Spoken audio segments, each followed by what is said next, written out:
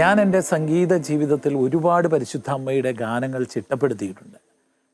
അതിലൊരു ഗാനമാണ് ഓർമ്മകൾ തൻ പൂവാടിയിൽ എന്ന് തുടങ്ങുന്ന ഒരു പാട്ട്.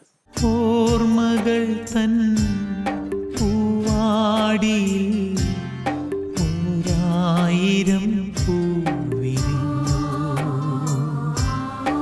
ഓടി വന്നു എന്നോർമ്മയിൽ എൻ കുഞ്ഞു ബാല്യകാലം. പരിശുദ്ധ അമ്മയെക്കുറിച്ച് എനിക്ക് പറയുവാനുള്ളത് എൻ്റെ ബാല്യകാലത്തെ എൻ്റെ അനുഭവങ്ങളെക്കുറിച്ചിട്ട് തന്നെയാണ്. ഗൃഹാതുരത്വം ഉണർത്തുന്ന ഒരുപാട് അനുഭവങ്ങൾ എൻ്റെ കുഞ്ഞുനാളിൽ എനിക്കുണ്ടായിട്ടുണ്ട്. എൻ്റെ പെറ്റമ്മയുടെ കരം പിടിച്ച് പള്ളിയിലേക്ക് നടന്നുപോയ കാലഘട്ടം, കുഞ്ഞുനാളിൽ നിത്യസഹായ മാതാവിൻ്റെ പള്ളിയിലിരുന്ന് പാട്ടുപാടിയ അനുഭവങ്ങൾ, പരിശുദ്ധ കുർബാനയിൽ ദൈവീക അനുഗ്രഹം അമ്മയിലൂടെ കടന്നു വന്ന അനുഭവങ്ങൾ, ഇതെല്ലാം എൻ്റെ ഉയർച്ചയ്ക്ക് പിന്നീട് കാരണമായി.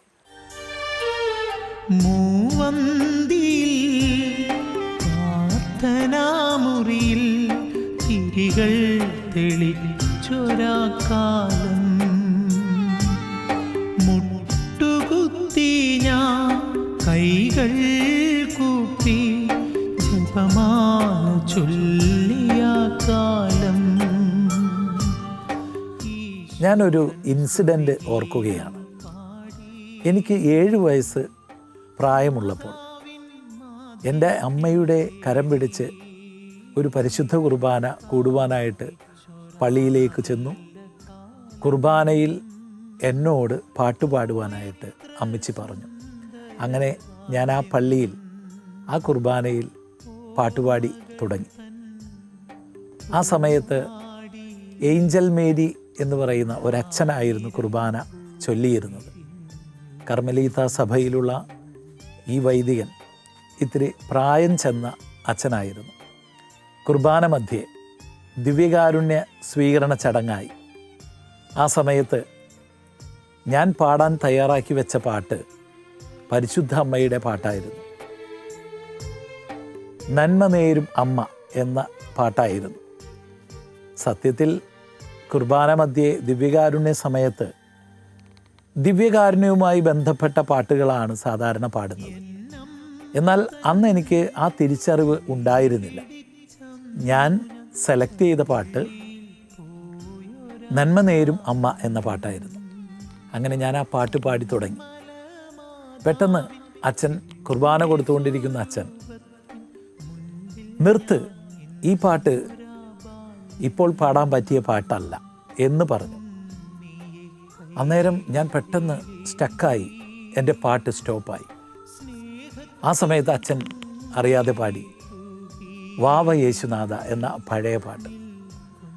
അപ്പം ഞാനും ആ പാട്ടേറ്റ് പാടി. പക്ഷെ അന്നേരം എനിക്ക് വളരെ പ്രയാസവും വിഷമവും സങ്കടവും, എന്താ പറയുക, ഒരു മനസ്സിൽ ഒരു മുറിപ്പെടുത്തുന്ന ഒരു അനുഭവമായിട്ട് അത് മാറിയെങ്കിലും കുർബാന കഴിഞ്ഞ് വീട്ടിലേക്ക് പോയി. ഞാൻ അമ്മയോട് ഈ സങ്കടം പറഞ്ഞു. അമ്മേ, എനിക്ക് വളരെ സങ്കടമായി അമ്മ. ആ സമയത്ത് അച്ഛൻ ഇങ്ങനെ എന്നെ വഴക്ക് പറഞ്ഞു എന്നൊക്കെ പറഞ്ഞപ്പോൾ അമ്മ പറഞ്ഞു, മോനെ വിഷമിക്കണ്ട, പരിശുദ്ധ അമ്മയുടെ പാട്ടല്ലേ പാടിയത്, പരിശുദ്ധ അമ്മ മോൻ്റെ കൂടെ ഉണ്ടാവും, പേടിക്കണ്ട.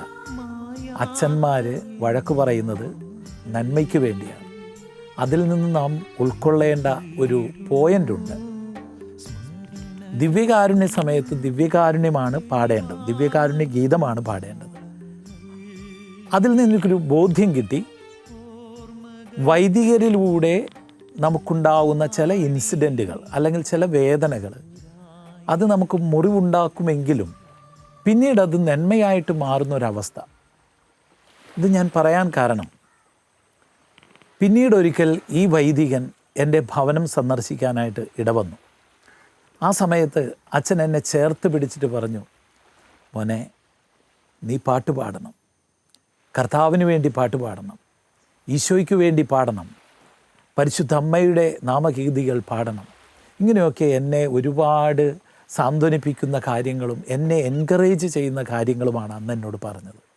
അത് ഞാനിപ്പോഴും ഓർക്കുകയാണ്.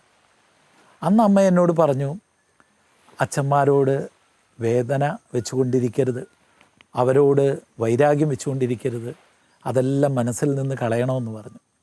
അത് ഞാൻ അന്നും ഇന്നും എപ്പോഴും എൻ്റെ മനസ്സിൽ സൂക്ഷിക്കുന്ന കാര്യമാണ്.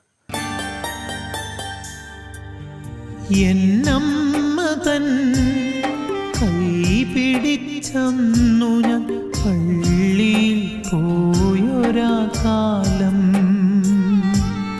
കർമ്മല മാതാവിൻ ദിവ്യ സ്വരൂപത്തിൻ മുൻപിൽ ഞാൻ ഇന്നൊരാ